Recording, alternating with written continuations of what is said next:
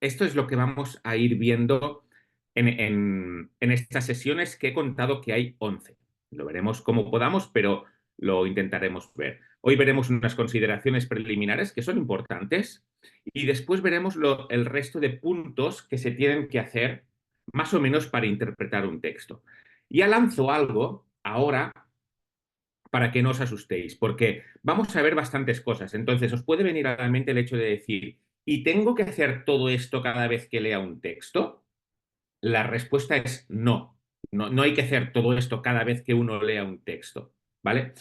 Pero una cosa es una lectura devocional en la que sí hay algo que se tiene que hacer, y ahora lo veremos, y otra cosa es cuando alguien pretende estudiar un texto. Entonces sí que se tiene que aplicar estos pasos. Y aunque veamos aquí bastantes pasos, no se tienen que aplicar todos los pasos en todos los textos. Ya veremos que hay algunos que corresponden a unos textos y otros a otros. Pero que no os desanime, ¿vale? El hecho de que veáis bastantes pasos. Os veo a algunos también apuntando. Yo os pasaré también todos estos apuntes. Así que si queréis no apuntar nada y solo mirar, todo lo que esté en la pantalla lo vais a tener, ¿vale? Porque os lo puedo pasar. Antes de empezar, os presento aquí una bibliografía que me gusta, como mínimo en parte. El primero, de Christopher Cohn, Integrando Exégesis y Exposición, está muy bien, es práctico y me gusta. El segundo es el que yo más recomendaría de todos. Si os tenéis que comprar solo uno, yo recomendaría el segundo, el de Jaime Fasol, con precisión. Él escribe de una forma muy práctica y la verdad es que está muy bien. Los otros son clásicos de la hermenéutica, de los que también he sacado alguna parte, el de José María Martínez, obviamente, Scott y Duval. Luego hay otros, como el de John Stott, que no se centran en las herramientas hermenéuticas, pero que nos ponen en contexto para estudiar la Biblia. Este es el de John Stott. Y el de Carson no es un libro de hermenéutica, pero nos expone errores hermenéuticos y a través de eso aprendemos. Ese me gusta mucho a mí también, ¿eh? El de falacias exegéticas, de Carson. Pero bueno, si os queréis comprar solo uno, yo me compraría el de Jaime Fasol, el de Con Precisión. Y el de Carson también para ver cómo se hacen mal las cosas y así aprendemos cómo se tienen que hacer bien. Algo también importante, y lo pongo aquí en azul, ¿vale? El contenido de estos estudios lo he creado básicamente siguiendo el libro de Christopher Cohn, el primero, el de Jaime Fasol y los apuntes de Ipste. ¿Vale? En Ipste, obviamente, pues tenemos dos asignaturas que son de hermenéutica, que las he aprovechado y aparte lo he complementado con estos dos libros. Así que no penséis que todo esto ha salido de mi cabecita, sino que hay personas muy estudiosas que han preparado y me he podido nutrir de ellos también. Muy bien, consideraciones preliminares, que es lo que nos toca hoy. Mirad, el estudio bíblico no es una cuestión de pastores o profesores, sino que es algo a lo que todos estamos llamados a hacer. Todos. Y todos estamos llamados a hacer interpretación. Pero diré algo más. Todos interpretamos la Biblia.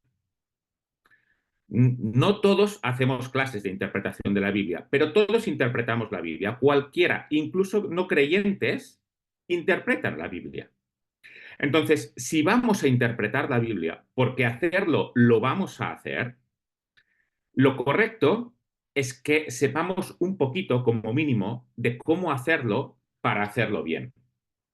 Y en ese sentido, pues me alegra de que estéis aquí, pero no nos pensemos que el hecho de la interpretación es exclusivo para los que tienen que predicar o los que tienen que dar alguna clase en algún momento. No, no, no, ni mucho menos.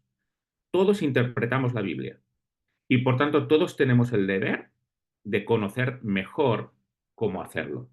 Entonces, hay partes en las que no voy a abundar, pero no quiere decir que no sean importantes a la hora de interpretar la Biblia, por eso lo nombro aquí. La oración forma parte esencial del proceso de interpretación de la Biblia. Esto es algo característico solo de la Biblia. Si queremos comprender matemáticas, historia o lo que sea, un buen estudio de horas nos puede ser suficiente para comprenderlas bien. Pero la Biblia es un libro que tiene un doble autor, un autor humano y un autor divino. Y como tiene un autor divino, necesitamos de su capacitación espiritual para entenderla y, por tanto, la oración forma parte de este proceso. También la disposición a obedecer, porque Dios se revela a aquellos que le obedecen, y el Espíritu Santo llevándonos a toda verdad. Esto no lo voy a seguir nombrando más adelante, pero no lo descuidemos a la hora de hacer interpretación. La oración, la disposición a obedecer y el Espíritu Santo son imprescindibles para hacer la interpretación correcta de la Biblia. Y luego también, en conexión con lo anterior, tenemos que tener claro por qué interpretamos. Y es que el hecho de estudiar la Biblia nos lo pone bien en Esdras capítulo 7, versículo 10, y nos pone bien el orden de lo que obtenemos al estudiar la Biblia. En primer lugar, estudiamos la Biblia para aprender. En segundo lugar, para practicar lo que hemos aprendido. Y en tercer lugar, para enseñar. La Biblia como palabra de Dios es autoritaria y, por tanto, lo que aprendemos no es únicamente un conocimiento intelectual, sino que es algo que tiene que modificar nuestra conducta y por tanto se tiene que practicar y después enseñar.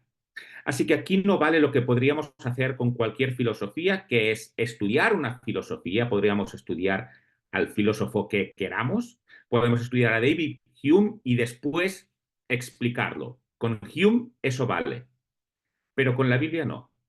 Porque en primer lugar la interpretamos y la estudiamos para nosotros, para ponerla en práctica y después ya para enseñar. Así que no nos olvidemos de este principio de Esdras. Aprender para nosotros y después enseñar. Hablamos de interpretación y obviamente la interpretación está estrechamente relacionada con la exégesis. Y aquí lo que hago es una diferencia de términos para que comprendamos qué quiere decir cada uno. La exégesis es la práctica de la interpretación de un texto y la hermenéutica proporciona las reglas y principios que deben regir la exégesis. Me explico. Podemos decir, ¿cuál es la exégesis de este pasaje? Sí, porque cada pasaje tiene su propia exégesis, que es la interpretación de ese texto. La hermenéutica lo que nos habla es de las herramientas para interpretar. No nos da la interpretación es la exégesis. Y para hacer la exégesis hemos necesitado normas hermenéuticas. ¿Sí? ¿Entendemos la diferencia? La exégesis es el resultado y la hermenéutica son las herramientas que hemos usado para llegar a este resultado. Esta es la diferencia entre los dos términos. Y aquí pongo que debemos evitar la eisegesis. Y la eisegesis es imponer nuestras ideas al texto. Vamos a ver. Exégesis vemos que empieza por ex, ¿verdad? Y ex, si nos fijamos en la misma Biblia, viene de éxodo. Y éxodo significa salida. Lo que sale, que en ese caso fue de Egipto. Podemos ver también en las salidas, no aquí en España, pero si vamos en inglés, es exit y viene de la misma raíz, de ex. Ex significa salida, por tanto significa sacar de. Exégesis es sacar del texto la enseñanza. Y esto es lo que tenemos que hacer. Lo contrario es la eisegesis, que es imponer nuestras ideas al texto. Tenemos unas ideas y decimos que el texto dice nuestras ideas. Esto tenemos que evitarlo. Y por desgracia es común. Seguro que todos lo hemos hecho también. Pero esto tenemos que evitarlo. Tenemos que hacer exégesis, es decir, sacar del texto, no eisegesis, que esto sería imponer nuestras ideas al texto.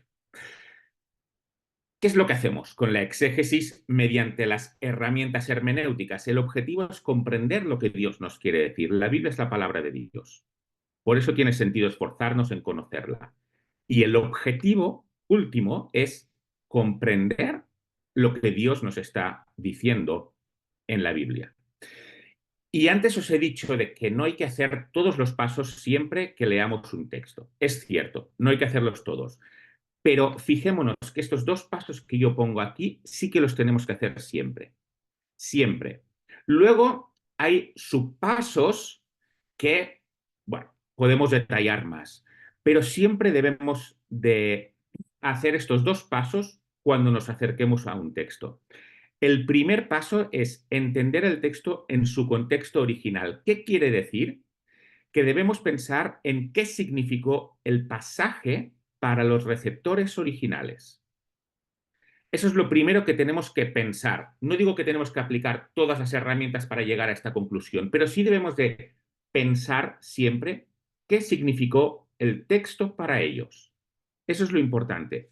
Y qué significó el texto para ellos nos puede llegar a hacernos entender después qué es lo que entendemos de este texto en nuestro contexto. Es decir, qué significa para nosotros hoy. Pero siempre, esto sí que tenemos que hacerlo siempre. Primero pensemos en los lectores originales. ¿Qué significó para ellos?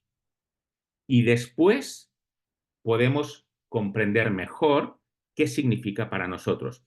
¿Y por qué tenemos que pensar primero qué significó para ellos? Porque hay una distancia temporal, geográfica y cultural muy grande entre los receptores de los libros de la Biblia y nosotros. Y no son siempre los mismos. Ellos también debían de hacer este paso cuando leían textos más antiguos. Entonces, no son los mismos los lectores del Nuevo Testamento, ni siquiera todos los lectores. Hay algunos que son romanos, otros son griegos, otros son hebreos en el Antiguo Testamento igual. Así que tenemos que hacer este esfuerzo para comprender mejor qué es lo que nos quiere decir el texto, qué significó para ellos y qué significó para ellos nos llevará a qué significa para nosotros y cómo lo podemos aplicar. Esto lo pasaré un poquito más rápido porque después lo veremos, después quiero decir en días posteriores, ¿eh? Lo veremos más detalladamente. Pero si queremos desglosar estas dos preguntas, ¿qué significó para ellos y qué significa para nosotros?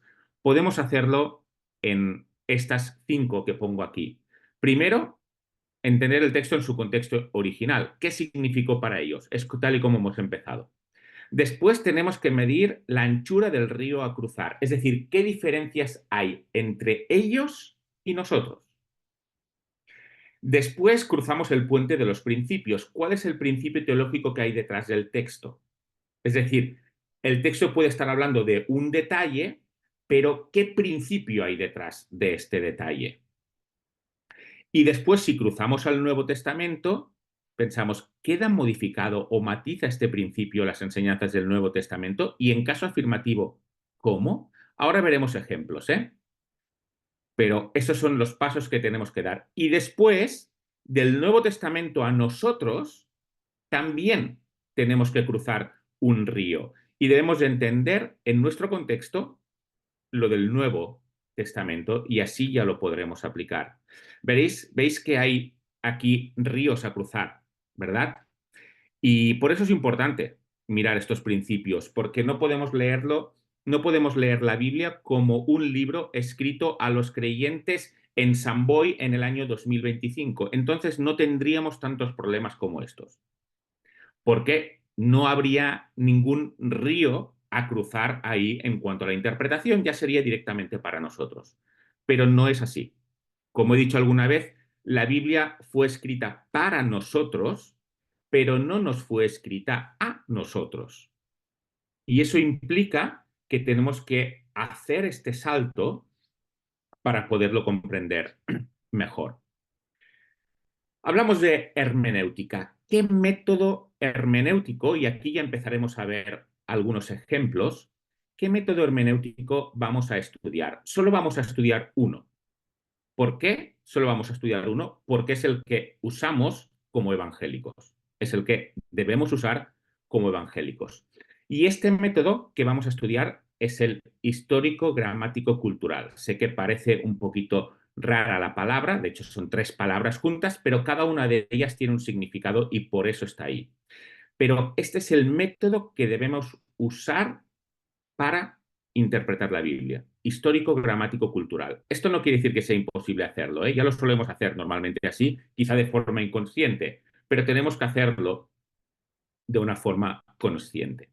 A este método también se le llama a veces histórico-gramático literal, en lugar de cultural, como queramos llamarle. Pero este es el método que consciente o inconscientemente usamos a la vez de interpretar la Biblia. Miremos cada una por separado. Histórico. ¿Por qué tiene que ser un método histórico? Pues porque la Biblia se narra en tiempos y circunstancias concretas. La mayor parte de la Biblia es historia. Y eso también tenemos que entenderlo. Porque a veces pensemos que la Biblia son instrucciones que debemos hacer para vivir la vida. Y es verdad que las contiene, pero la mayor parte no son instrucciones. La mayor parte de la Biblia es historia. Narra eventos, narra personajes más que cualquier otro libro religioso. Entonces, el cristianismo en sí, igualmente el judaísmo también, pero el cristianismo está anclado en eventos históricos. Está basado en eventos históricos. Aquí pongo algunos, la creación, la caída, liberación del pueblo de Israel, muchísimos eventos históricos. Y estos eventos tienen un significado teológico que no podemos separar de los eventos históricos. Esto en sí podría parecer una debilidad de la Biblia, según como lo veamos. ¿Por qué? Porque si se destruyen los acontecimientos históricos, entonces los eventos y el sentido teológico que hay detrás se destruiría también. Pero esto en lugar de ser una debilidad es una fortaleza, porque los eventos históricos que se narran en la Biblia son reales y el sentido teológico entonces permanece. Pero la cuestión está en que tenemos mucha historia en la Biblia y las enseñanzas están en momentos históricos. Y se debe de conocer ese momento para poder interpretar bien la Biblia. Entonces, para que yo deje de hablar un poquito y para que entendamos la importancia de conocer la historia, ¿alguien puede leer Génesis capítulo 15 y versículos del 1 al 13? Después de estas cosas vino la palabra de Jehová a Abraham en visión, diciendo: No temas, Abraham, yo soy tu escudo, y tu galardón será sobremanera grande. Y respondió Abraham: Señor Jehová, ¿qué me darás siendo así que ando sin hijo y el mayordomo de mi casa es ese Damasceno Eliezer? Dijo también Abraham: Mira que no me has dado prole, y he aquí que será mi heredero un esclavo nacido en mi casa. Luego vino a él palabra de Jehová diciendo: No te heredará éste, sino un hijo tuyo será el que te heredará. Y lo llevó fuera y le dijo: Mira ahora los cielos y cuenta las estrellas, si las puedes contar. Y le dijo: Así será tu descendencia. Y creyó a Jehová, y le fue contado por justicia. Y le dijo: Yo soy Jehová, que te saqué de Ur de los Caldeos para darte a heredar esta tierra. Y él respondió: Señor Jehová, ¿en qué conoceré que la he de heredar? Y le dijo: Tráeme una becerra de 3 años, y una cabra de 3 años, y un carnero de 3 años, una tórtola también, y un palomino. Y tomó él todo esto, y los partió por la mitad, y puso cada mitad una enfrente de la otra, mas no partió las aves. Y descendían aves de rapiña sobre los cuerpos muertos, y Abraham las ahuyentaba. Mas a la caída del sol sobrecogió el sueño a Abraham, y he aquí que el temor de una grande oscuridad cayó sobre él. Entonces Jehová dijo a Abraham: Ten por cierto que tu descendencia morará en tierra ajena, y será esclava allí, y será oprimida 400 años. aquí vemos algo que Podía haber. parece extraño, ¿verdad? Coger animales, partirlos por la mitad y algo que ocurre es que entra un sueño y quien pasa por en medio por en medio de los animales, bueno, quien pasa por en medio de los animales es únicamente Jehová. Y decimos, ¿qué está explicando aquí Moisés con lo que le ocurre a Abraham? Pues lo que está explicando es simplemente cómo se hacían los pactos en aquel momento, los pactos entre reyes. Y los pactos entre reyes se hacían partiendo animales, poniendo una parte en un sitio y otra parte en el otro, y cruzaban los dos reyes juntos por ahí. Y lo que estaban diciendo es que de esta manera sellaban el pacto y el que no cumpliera ese pacto, que le pasara igual que a esos animales que estaban ahí, es decir, que le partieran por la mitad. Esta era la manera de sellar un pacto. Pero si leemos Génesis y no tenemos este contexto histórico, entonces nos perdemos el hecho de saber que esta era la manera del momento de sellar un pacto y que lo que estaba aquí haciendo Dios es justamente sellar un pacto. Este es un simple ejemplo entre muchísimos otros que podríamos encontrar, pero vemos aquí la importancia de que se debe de conocer la historia para poder interpretar bien lo que está pasando. Por eso el método que usamos y que debemos de usar es histórico. ¿Por qué? Porque quiere decir que tiene en cuenta la historia para poder interpretar. Muy bien, sigamos. Gramático. ¿Por qué es un método que se dice que es gramático? Porque reconoce la importancia de seguir las reglas de la gramática. De hecho, las reglas de la escritura. Si no existieran reglas a la hora de escribir, el lenguaje sería completamente ambiguo. Pero ¿qué pasa? Que los autores bíblicos se sujetaron a las leyes del lenguaje, de los idiomas originales, obviamente. Se sujetaron a esas leyes, como es normal. Y por tanto, como tenemos esas leyes del lenguaje, debemos de usarlas para interpretar la Biblia. Esto lo hacemos de forma inconsciente, pero debemos de tener en cuenta que lo estamos haciendo. Mirad, si yo os leo la frase, el mundo aquel manera más hijo para vida amó de tenga claro, tenga dado porque al Dios que a su todo unigénito pierda no se eterna que todo es tal. Difícil de comprender, ¿verdad? Pero bueno, la cuestión está en que os ha venido algún texto a la mente, obviamente. Bueno, la cuestión está en que los escritores escribieron con unas reglas del lenguaje y debemos de usar estas reglas del lenguaje, porque si no, no podríamos interpretarlas y tenemos que tenerlas en cuenta. Hago un paréntesis aquí, ¿eh? Ahora, por ejemplo, hay Biblias que cuando el pronombre él se refiere a Dios, lo ponen en mayúscula. El Reina Valera del 60 no, pero otras que sí. Bueno, cada uno que lo haga como quiera, ¿eh? No pasa nada. Pero las reglas del lenguaje dicen que un pronombre, a no ser que vaya al inicio de frase, no se tiene que poner en mayúsculas. Así que no pasa nada si ponemos un él que sustituye a Dios y no lo ponemos en mayúscula, porque simplemente estamos usando las reglas del lenguaje y Dios se ciñe a estas reglas del lenguaje porque es tal y como Él ha decidido que le entendamos, ¿vale? Por tanto, método histórico, tenemos en cuenta la historia, gramático, tenemos en cuenta lo que son las normas de la escritura. ¿Por qué? Porque los autores dicen, y esto aunque parezca algo básico, tenemos que también tenerlo claro, los autores dicen lo que quieren decir. No tenemos que buscar ahí inventarnos alegorías. Fijémonos lo que dice Pablo en 2 Corintios 1:13, porque no os escribimos otras cosas de las que leéis o también entendéis. y espero que hasta el fin las entenderéis. Es decir, ellos escriben lo que quieren que entendamos.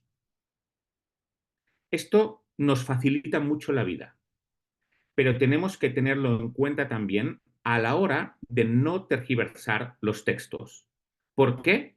Porque los autores bíblicos dicen, escriben lo que quieren que entendamos. Por tanto, tenemos que ceñirnos a lo que ellos escriben.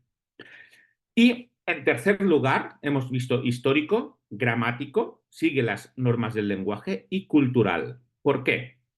Porque se debe tener en cuenta la cultura de cada momento para entender lo que el autor dice y para poder aplicarlo a la cultura actual. Esto quiere decir que las enseñanzas se enmarcan en una cultura, pero fijaros lo que he puesto aquí en negrita y subrayado, pero son de aplicación en todas las culturas. Es decir, que el texto, y ahora veremos un par de ejemplos, que el texto tenga una enseñanza que se enmarque dentro de una cultura, no quiere decir que quede sin aplicación para nosotros. Lo que quiere decir es que tenemos que mirar cuál es la aplicación a nuestra cultura. Pero no podemos descartar un texto porque contenga una enseñanza cultural. ¿Vale? Ahora veremos el por qué. El hecho de tener en cuenta la cultura no significa que se vean las enseñanzas como únicamente culturales, es decir, relevantes en la cultura del momento, pero no en la actualidad. Lo que quiere decir es que debemos conocer la cultura del momento para aplicarlo a todas las culturas, en todo momento y en todo lugar, aunque sea una enseñanza dada en una cultura concreta. Vamos a ver algún ejemplo. Saludarse con ósculo santo aparece en estos textos que os pongo aquí. Y según parece, el ósculo santo era un pequeño beso en los labios. ¿Significa esto que actualmente debemos saludarnos con un pequeño beso en los labios? Bueno, aquí ya lo pongo, ¿no? No.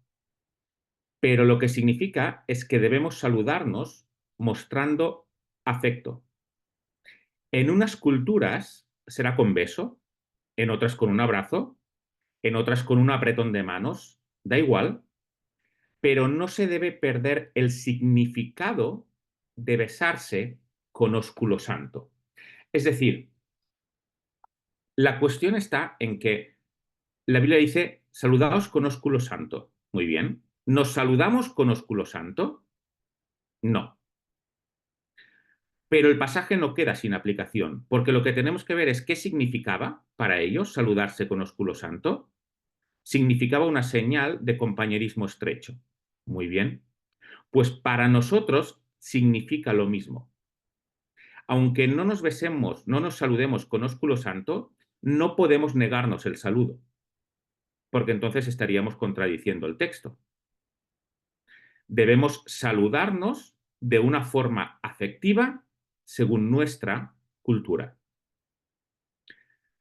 ¿Entendemos lo que quiero decir con que el método es cultural?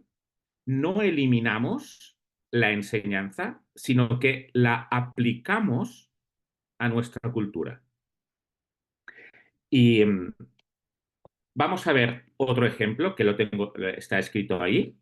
En 1 Corintios 11:5, no quiero entrar en debates, pero en 1 Corintios 11:5 dice, 5 y 6, dice, pero toda mujer que ora o profetiza con la cabeza descubierta afrenta su cabeza, porque lo mismo es que si se hubiera rapado. Pero si la mujer no se cubre, que se corte también el cabello. Y si le es vergonzoso a la mujer cortarse el cabello o raparse, que se cubra. Muy bien. ¿Cuántas vais cubiertas en el culto? ¿No? ¿Y por qué no? No oigo, Pilar, porque está silenciado. Porque no forma parte de nuestra cultura hoy en día, pero el respeto es el mismo. Ya, pero acabamos de decir, o acabo de decir yo, si estáis de acuerdo, que una enseñanza, aunque sea cultural, no queda anulada por el hecho de ser cultural, sino que tenemos que ver cómo se aplica eso a nuestra cultura. Es decir, no podemos descartar este pasaje porque tenga una enseñanza cultural, sino que tenemos que ver cómo aplicamos eso a nuestra cultura.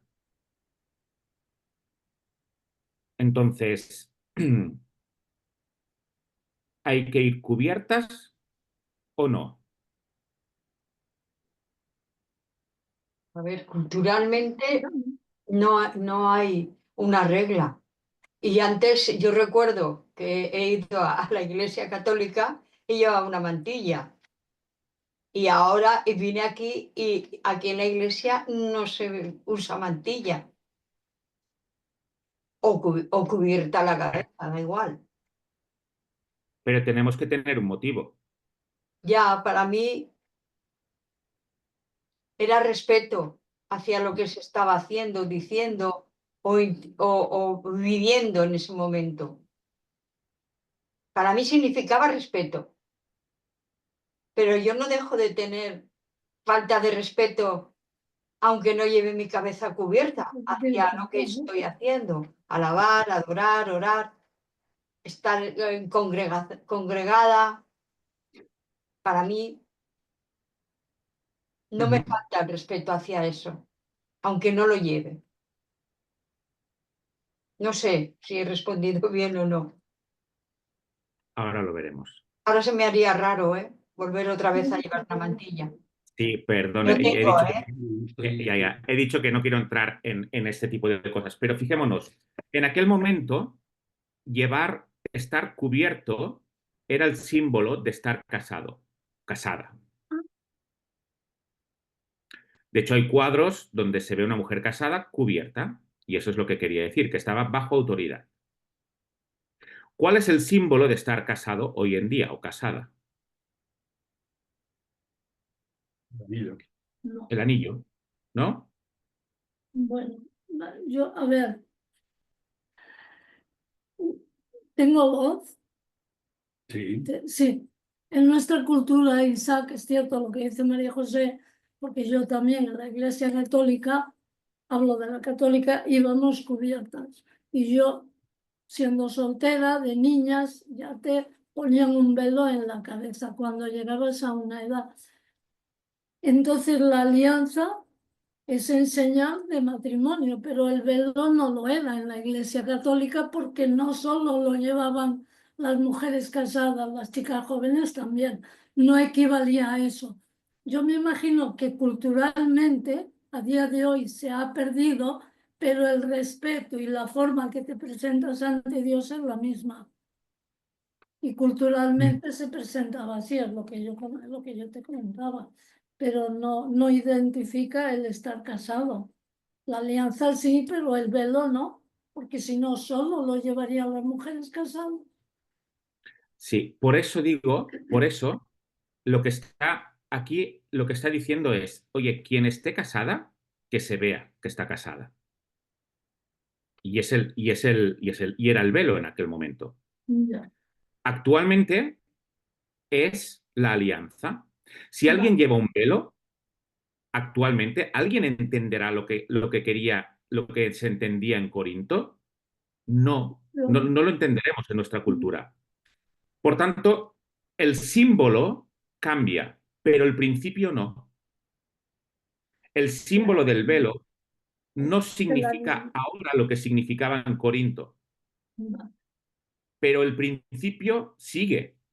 Por tanto, si alguien está casado, casada, si alguien está bajo autoridad, que se vea, que no sea algo que se esconda. De esta manera estamos preservando el significado y adaptando lo que es la expresión cultural. Igual que con el ósculo santo. No nos damos el piquito en la boca, ni mucho menos. Pero no quiere decir que no haya un saludo fraternal entre nosotros. Nos saludamos fraternalmente y no podemos negarnos el saludo, o no debemos negarnos el saludo. Lo mismo con el tema del velo. la expresión cultural cambia, pero no debe de desaparecer la enseñanza del texto porque haya una expresión cultural distinta. Apliquémoslo a nuestra expresión cultural. ¿Sí? Ya, sí, sí, sí, sí. Entiendo que todo se puede debatir, pero creo que este Bueno, principio es bastante general y lo podemos y lo debemos aplicar, y de hecho ya lo aplicamos, porque leemos lo del ósculo santo y no hacemos el ósculo santo, pero sí nos saludamos. Así que ya es como estamos interpretando. Pero no tengamos este chip de esto es algo cultural, por tanto, ya no tiene aplicación hoy en día. No, no, no, no, no, no. Las cuestiones culturales se aplican hoy en día también, simplemente a nuestra cultura, según se haga en nuestra cultura, pero queda también con aplicación. Y algo que no he puesto en el PowerPoint, pero en relación a lo que ha dicho María José, y es que yo entiendo que decimos con respeto, esta es mi interpretación, ¿no? Siempre podemos decir esto. Esta es mi interpretación del texto. El objetivo de estos estudios es que podamos ir eliminando el mí, no como falta de respeto y como dogmatismo, pero sí como un proceso de objetivar, de hacer más objetivo lo que el texto quiere decir. Ahora veremos el por qué lo digo, ¿eh? Ahora veremos el por qué lo digo. Pero Dios me ha... No es lo... Ahora no hago referencia a lo que ha dicho María José, ¿eh? María José, esto no tiene que ver contigo. Tiene que ver con otras cosas que yo he escuchado. Dios me ha dicho en este texto que es que yo entiendo que quiere decir que esto debemos eliminarlo. Mira, entendedme lo que quiero decir, ¿eh? A nadie le importa lo que Dios te dice a ti o me dice a mí en un texto. A nadie le importa eso o le debería importar. Lo que a todos nos debería importar es lo que Dios dice en ese texto. No introducir este elemento subjetivo de yo entiendo qué. ¿Por qué? Porque a la que decimos el yo entiendo qué, podemos irnos por donde nos dé la gana. Y como es lo que Dios me dice a mí, entonces nadie me lo puede discutir. No, no es así. Hay normas y tenemos que objetivar, tenemos que hacer lo máximo objetivo posible lo que es la interpretación de un texto. Muy bien, vamos a seguir porque esto es lo que vemos ahora a continuación. Hemos visto, ¿verdad? Cultural no significa que se elimine la enseñanza, sino que se aplica a nuestra cultura. Luego, este método histórico-gramático-cultural, que es el que haremos, nos lleva a una interpretación literal, que es la que debemos buscar. Y esta metodología, en cuanto al método histórico-gramático-cultural, y que no os confunda un nombre largo, es como solemos interpretar la Biblia, esta metodología determina el resultado final. Así que es muy importante que lo tengamos en cuenta. Entonces, debemos usar una interpretación literal. ¿Por qué? Porque esta es la forma habitual en la que nos comunicamos los seres humanos. ¿Cómo nos estamos hablando? Cuando yo digo quiero ir al Camp Nou, no quiero decir quiero ir a la playa.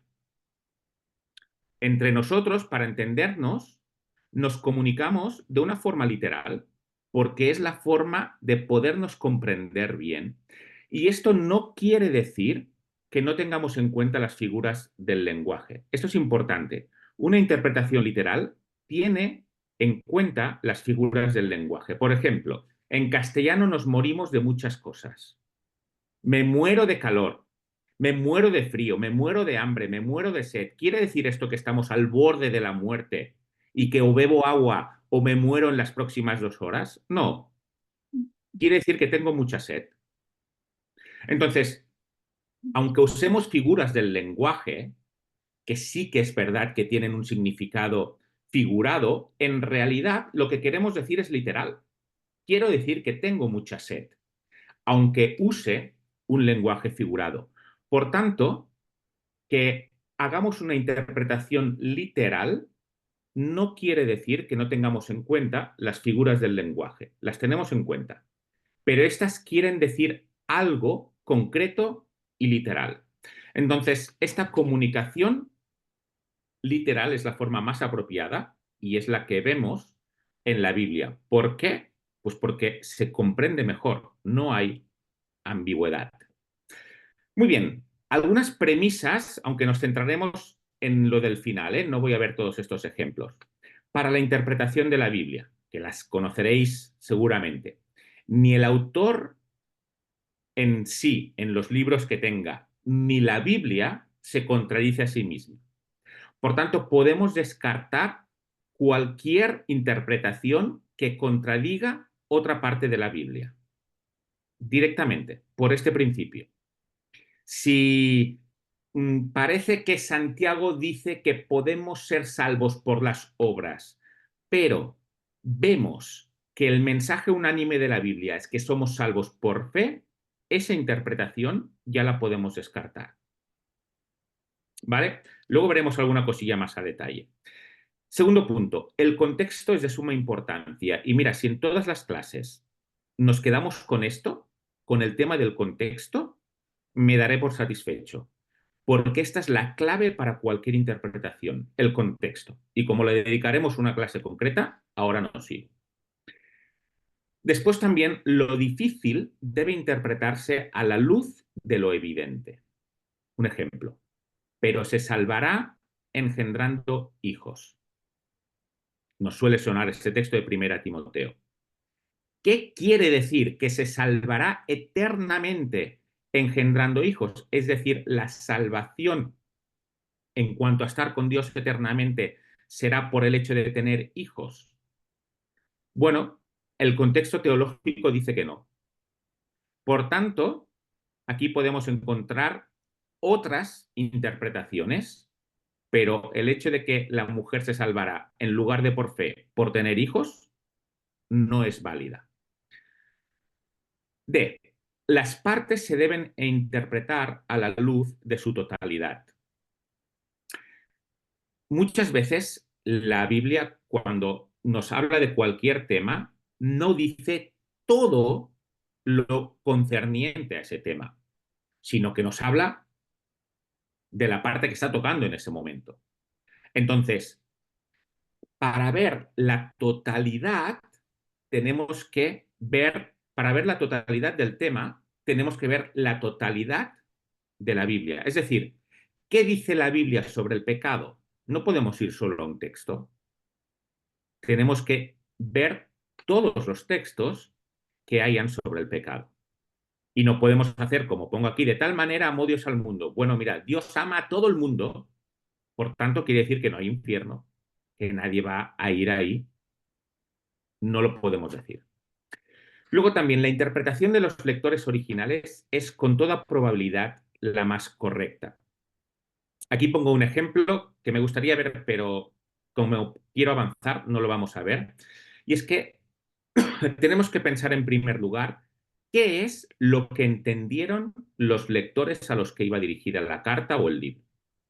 Eso es lo que tenemos que entender en primer lugar. Y lo que ellos entendieron, eso es seguramente la mejor interpretación. Aquí en 1 Corintios 13:10 hay un texto famoso que algunos se decantan por una cosa, otros por otro. Cuando venga lo perfecto y se debate qué es lo perfecto. Algunos dicen que lo perfecto es el canon y otros dicen que lo perfecto es cuando estemos en la presencia de Dios. Claro, la pregunta es, ¿ellos podían entender que lo perfecto es el canon? Es difícil que ellos pudieran entender eso, más bien imposible. Por tanto, quizá en una extensión de lo que quiere decir el texto puede referirse al canon, pero en primer lugar no se refiere al canon, porque estos creyentes en Corinto no lo podían entender así. Podríamos hablar más del tema, pero quiero ir quiero avanzar a algo concreto y que no se nos vaya el tiempo. Luego, algo que hay que tener en cuenta es que la naturaleza de la Biblia, y es que está inspirada de forma plenaria y verbal. Hace muchos años, no hacía falta poner de forma plenaria y verbal. Cuando alguien decía la Biblia es inspirada, todos entendían lo mismo. Pero después hubo quien dijo, mira, la Biblia es inspirada, es cierto, pero hay partes menos inspiradas e incluso puede haber alguna parte no inspirada. En general lo es, pero hay partes que lo son menos e incluso alguna parte que no lo es. Y entonces fue necesario introducir la palabra plenaria para saber a qué nos referíamos. No, no, no, no, no. No es que haya alguna parte que no lo es o alguna parte que lo es menos, sino que toda la Biblia y todas las partes de todos los libros son inspirados. Y después hubo quien dijo, mira, es verdad que la Biblia es inspirada, pero lo inspirado fueron las ideas. No las palabras concretas, esas venían de parte del autor, pero las ideas sí que eran inspiradas. Y entonces fue necesario introducir la palabra verbal para decir, no, no, no, no, no, cada palabra está inspirada. Eso es lo que queremos decir con que la Biblia está inspirada de forma plenaria y verbal. Toda está inspirada por igual y está inspirada cada palabra. Hace muchos años, solo decir que estaba inspirada era suficiente. Todos se referían a lo mismo. Pero cuando se añaden ideas que no tocan, entonces hay que ir concretando a lo que nos referimos. Un ejemplo de esto, y esto es importante porque por eso es que podemos ir a detalle en la Biblia. Ya lo he puesto aquí el ejemplo. Dice, entonces respondiendo Jesús, les dijo, erráis ignorando las Escrituras y el poder de Dios, porque en la resurrección ni se casarán ni se darán en casamiento, sino serán como los ángeles de Dios en el cielo. Pero respecto a la resurrección de los muertos, ¿no habéis leído lo que os fue dicho por Dios cuando dijo, yo soy el Dios de Abraham, el Dios de Isaac y el Dios de Jacob? Dios no es Dios de muertos, sino de vivos. Oyendo esto, la gente se admiraba de su doctrina. ¿Qué es lo que está haciendo aquí Jesús? Abraham estaba vivo, ¿por qué? Por el tiempo verbal que usa al decir yo soy el Dios de Abraham. Esto está escrito en Éxodo. Yo soy el Dios de Abraham. Y Jesús les está diciendo a los que le interrogan, mira, Dios es Dios de vivos. Y si Dios dice yo soy el Dios de Abraham, es que Abraham está vivo. Fijémonos que aquí el detalle en lo que Jesús está reclamando que se tenían que fijar es en el tiempo verbal. Yo soy el Dios de Abraham, porque si dijera yo era el Dios de Abraham, entonces podían tener razón. Y aquí podríamos decir, bueno, es una palabra. No solo es una palabra, es un tiempo verbal. ¿De verdad podemos fijarnos en este detalle para sacar una conclusión? Según Jesús, sí. Este detalle no es una imprecisión, sino que cada palabra está inspirada. Sigamos, la Biblia es inerrante en todo lo que dice, incluso cuando toca temas históricos y científicos. Otra cosa es que no es un libro científico y no usa un lenguaje científico. Pero la Biblia no es que diga la verdad cuando habla de Dios, pero cuando habla de historia o habla de otros temas, puede cometer errores. No, no, no, no, no. La Biblia no comete errores en ningún momento. Y si cometiera errores cuando habla de la historia, ¿cómo voy a creerla cuando me hable de Dios? Entonces, la Biblia es inerrante en todo lo que dice. Luego también la Biblia es clara. Es cierto que hay pasajes complicados y el mismo Pedro lo dice de Pablo, pero en su mensaje principal, en las cosas que importan respecto a la salvación, y esa es la clave, la Biblia es clara.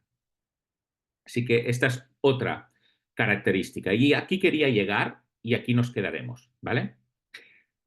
La Biblia se interpreta a sí misma. ¿Qué quiere decir esto? Se refiere al principio de que la Biblia, las Escrituras, no necesitan una autoridad externa como la tradición de la Iglesia o el magisterio o el papado para ser entendidas, sino que la Biblia es suficiente para interpretarse a sí misma. Volvieron a esto los reformadores e hicieron mucho hincapié en ello. ¿Por qué? Porque en aquel momento para interpretar la Biblia se usaba tanto la Biblia como la tradición de la Iglesia y como lo que era la autoridad papal. Y de aquí tenemos además un sola de la Reforma, que es sola Biblia. La Biblia se interpreta a sí mismo. Un ejemplo muy sencillo, ¿vale? En Isaías, una profecía Acaz, se dice, el Señor mismo os dará una señal, he aquí que la Virgen concebirá y dará a luz un hijo y llamará su nombre Emanuel. En hebreo, aquí podría ser una mujer joven o una virgen, ambas cosas, pero después Mateo, cuando cita esto como un cumplimiento en Jesús, sí que se refiere a una virgen. Entonces, entendemos que aunque el texto en Isaías podía ser una virgen o una mujer joven, en realidad es una virgen. ¿Por qué? Porque la Biblia lo ha interpretado. El mismo evangelista Mateo lo interpreta. Fijaros, mirad, me gustaría enseñaros esto y ya con esto terminamos, ¿eh? No suelo estar leyendo los concilios católicos, pero el Concilio de Trento es muy interesante porque es la respuesta que la Iglesia Católica da a los protestantes, al protestantismo, a Lutero, Calvino y tal. Fijaros lo que dice respecto la comprensión, respecto la interpretación de la Biblia, ¿eh? La Iglesia Católica. Lo veis, ¿verdad? Este es el Concilio de Trento. Dice, decreta además, con el fin de contender los ingenios insolentes, y aquí en ingenios insolentes podemos poner entre paréntesis Lutero, Calvino, Zwinglio, Melanchthon y un montón más. Dice que ninguno fiado en su propia sabiduría se atreva a interpretar la misma Sagrada Escritura en cosas pertenecientes a la fe y a las costumbres que miran a la propagación de la doctrina cristiana, violentando la Sagrada Escritura para apoyar sus dictámenes. Fijémonos lo que dice ahora, ¿eh? Que es lo que interpreta, la capacidad de interpretar la Biblia, contra el sentido que le ha dado la Santa Madre Iglesia, a la que privativamente, solo a ella, le toca determinar el verdadero sentido e interpretación de las sagradas letras, ni tampoco contra el unánime consentimiento de los santos padres. Es decir, según la Iglesia Católica, lo que estamos haciendo ahora no podemos hacerlo. ¿Por qué? Porque quien tiene la capacidad de interpretar es la Santa Madre Iglesia. A ella le toca determinar el verdadero sentido y la interpretación de las sagradas letras. Es decir, la Biblia no es que se interprete por sí misma, sino que la Biblia se interpreta a través de la Iglesia, según la Iglesia Católica. ¿Por qué? Para que nadie se atreva, como dice aquí, a interpretar la misma Sagrada Escritura en cosas que la desvíen de la doctrina católica. Pero fijémonos que hay algo en lo que sí estamos de acuerdo en este texto. Hay algo en lo que sí estamos de acuerdo, y es cuando dice violentando la Sagrada Escritura para apoyar sus dictámenes. Es cierto, es cierto que todos debemos de poder interpretar la Biblia y no tenemos que decir que la Iglesia la interprete. Todos tenemos que hacerlo, pero cuidado, no debemos violentar el significado del texto. En eso estamos de acuerdo con los católicos. El texto tiene un significado y tenemos que ceñirnos a este significado. Eso sí que es verdad que debemos hacerlo. Y la Biblia se interpreta a sí misma. Si queremos saber cómo se interpreta un texto, veamos cómo la Biblia interpreta ese texto. Que eso es realmente importante. Bueno, quería avanzar un poquillo más, pero lo dejaremos aquí por hoy para no pasarnos del tiempo. ¿Tenéis alguna pregunta? Sí, yo quería hacer un comentario, Isaac. No sé si lo has dicho o a mí se me ha pasado, pero cuando has explicado el tema de la inspiración plenaria y verbal, eh, entendemos que efectivamente las palabras, porque el Señor Jesús así nos lo dejó, las palabras fueron inspiradas en sus textos originales.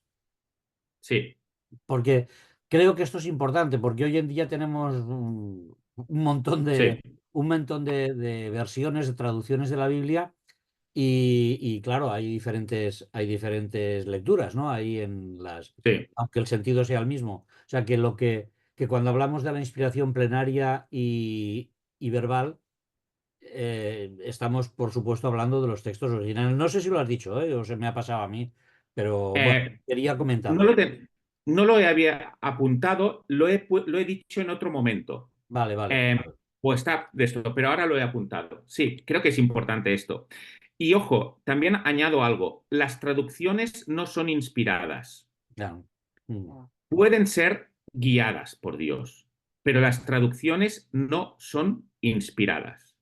Por eso hacemos bien si para comprender un texto miramos varias traducciones. Así que gracias, Benjamín. Sí, sí.